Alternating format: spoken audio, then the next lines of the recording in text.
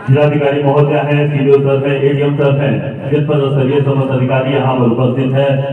इस कार्यक्रम को, इस आयोजन को सफल बनाने में अपने सहयोग की आहुति देते हुए सभी लोग तालियां तो तालियां कम है, तालियां कृपया बजाते रहे, उसके तालियां होनी चाहिए।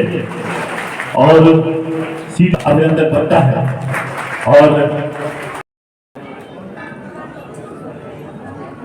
और कस्तूरबा गांधी आवासीय बालिका विद्यालय हरिभरपुर रानी की बालिकाएं अपने digital artificial intelligence transition, energy transition and transition. जनपद में आज दिनांक 10 फरवरी से 12 फरवरी तक चलने वाले जिला स्तरीय निवेश कुंभ के इस कार्यक्रम में उपस्थित माननीय जनप्रतिनिधिगण, सम्मानित निवेशकगण, समस्त अधिकारीगण, मीडिया बंधु, सम्मानित जनपद वासियों, प्यारे बच्चों व अन्य सभी का मैं स्वागत करती हूँ। भारत को $5 ट्रिलियन की अर्थव्यवस्था का देश बनाने के माननीय प्रधानमंत्री जी के विजन का अनुकरण करते हुए माननीय मुख्यमंत्री जी द्वारा उत्तर प्रदेश के लिए $1 ट्रिलियन का लक्ष्य रखा गया है।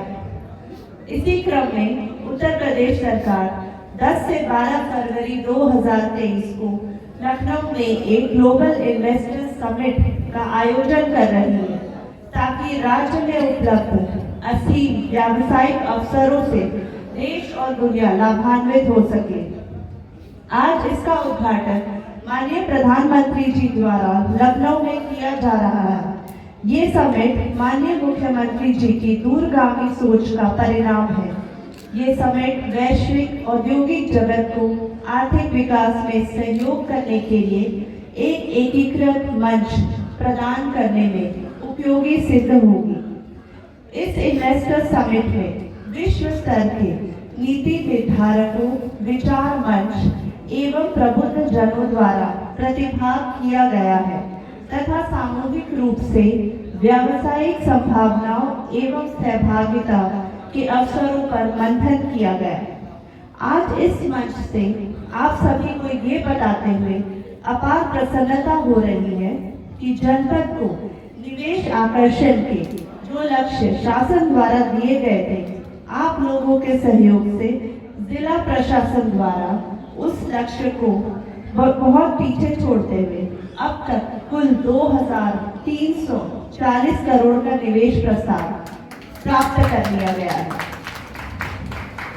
अगर आप लोग इन प्रस्तावों को देखेंगे तो आपको इस जनपद में भविष्य में होने वाले औद्योगिकरण व रोजगार सृजन की विशाल संभावनाओं की झलक दिखाई देगी।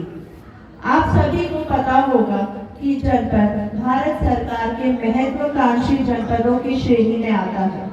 माननीय मुख्यमंत्री जी के दूरदर्शी सोच एवं कुशल नेतृत्व में जनपद उत्तरोत्तर प्रगति के पथ पर अग्रसर है।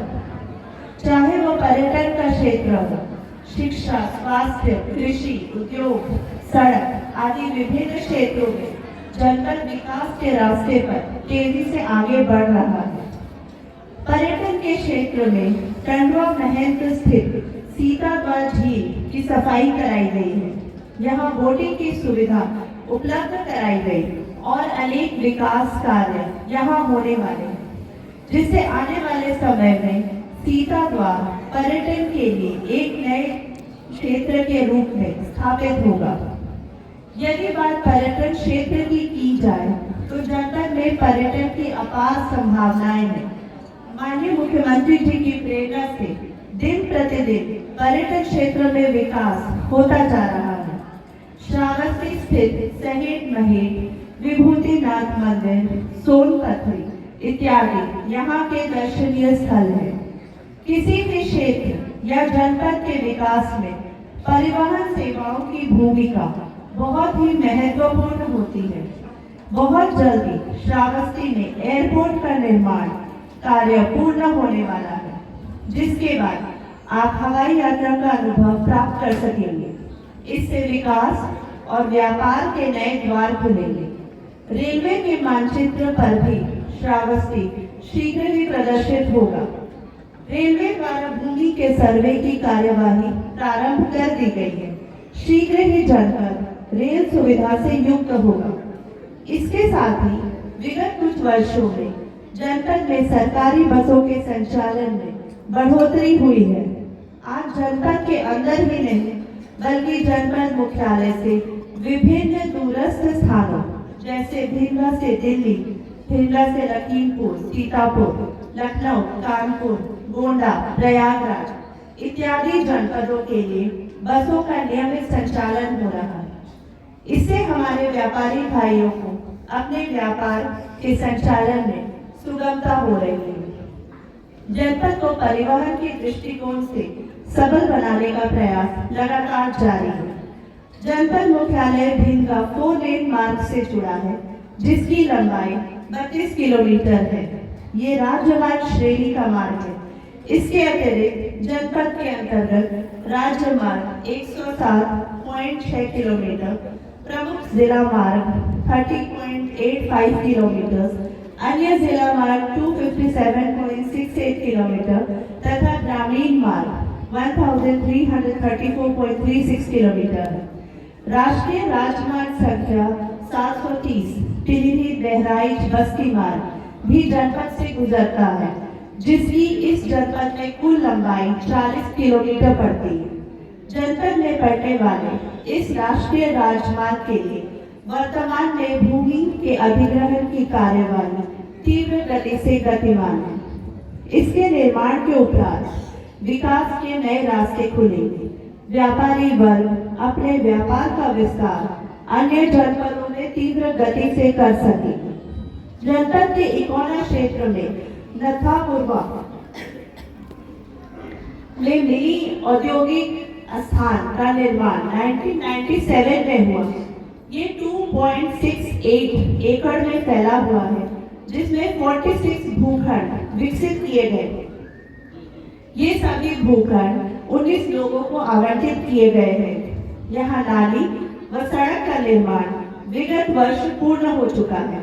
माननीय मुख्यमंत्री जी की प्रेरणा से ही लगभग 26 वर्षों के बाद यहाँ विद्युत संयोजन के लिए 50% धनराशि कुल 42 लाख प्राप्त हो गया है, जिस पर कार्य लगभग 2 सप्ताह में पूर्ण हो जाएगा। आज जनपद में विद्युत आपूर्ति नियमित रूप से सुनिश्चित हो पा रही है। जनपद के ग्रामीण व शहरी क्षेत्रों में निर्धारित रोस्टर के अनुसार विद्युत आपूर्ति संचालित है। ट्रांसफार्मर के बदलने का कार्य निर्धारित समय अवधि में संपन्न हो रहा है। जर्जर विद्युत लाइन्स को भी बदलने का कार्य युद्ध स्तर पर किया जा रहा है। इसके साथ ही अवैध रूप से विद्युत चोरी करने वालों के विरुद्ध सख्त कार्रवाई सुनिश्चित की जा रही है।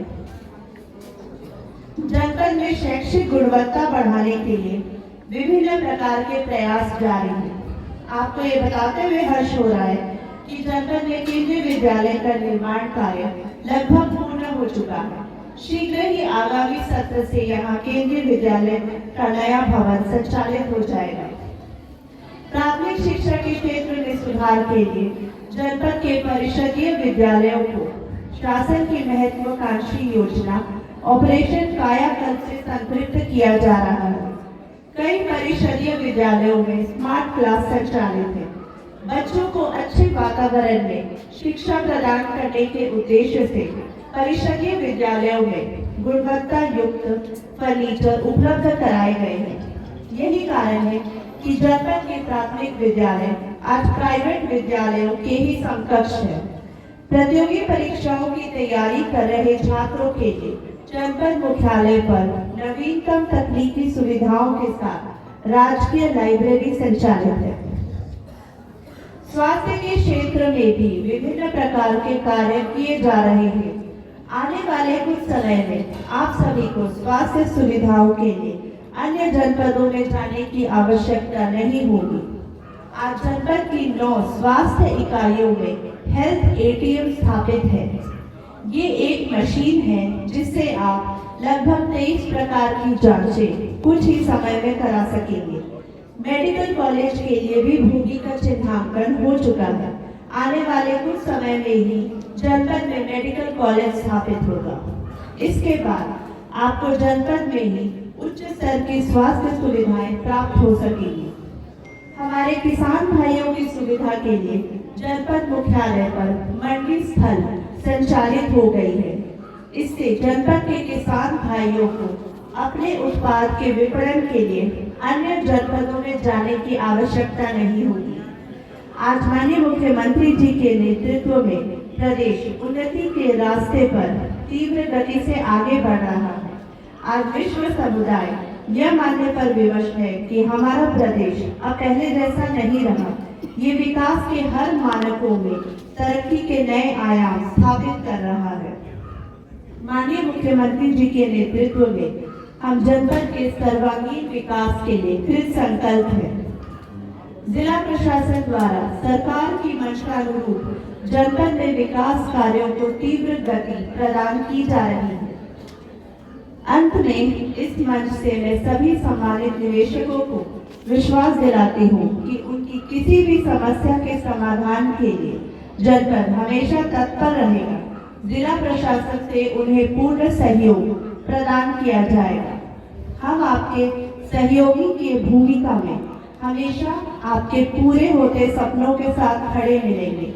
जनपद में आपके द्वारा किए गए निवेश के लिए आज मैं सभी का आभार व्यक्त करती हूँ। आइए हम सब मिलकर इस पावन धरा को विकास के पथ पर आगे बढ़ाएं। धन्यवाद। जय हिंद। हमारे प्रधानमंत्री जी के नेतृत्व में हो रहा है, पूरे देश को बढ़ावा मिल रहा है। उसी की कड़ी में उत्तर प्रदेश में निवेशक जब आएंगे तो उत्तर प्रदेश का हमारा ग्राफ बढ़ेगा। उसी श्रृंखला में आज जनपद श्रावस्ती में जिलाधिकारी महोदय के नेतृत्व में जो कार्यक्रम का आयोजन किया गया है, तमाम निवेशक आए हैं और जब उनको भय और सुरक्षा का वातावरण से वो दूर हो जाएंगे तो निवेश अपनी पूंजी लगाएंगे और श्रावस्ती का ग्राफ ऊंचे बढ़ेगा। इसमें सभी लोगों की बड़ी सहभागिता है। आप लोगों का भी बड़ा अपूर्णीय योगदान रहता है, प्रशासनिक अधिकारियों का भी रहता है। सब लोगों के योगदान से श्रावस्ती का ग्राफ आगे बढ़ने में निरुत्तर उत्तरोत्तर हम लोगों का विकास बढ़ रहा है। उसमें बढ़ने में कोई देर नहीं है। जिस तरीके से मुख्यमंत्री जी की इच्छा है कि हमारा उत्तर प्रदेश उत्तम प्रदेश के रूप में स्थापित हो और वो करने में लगे, निश्चित रूप से हमारा उत्तर प्रदेश उत्तम प्रदेश के रूप में आने वाले दिनों में स्थापित होगा।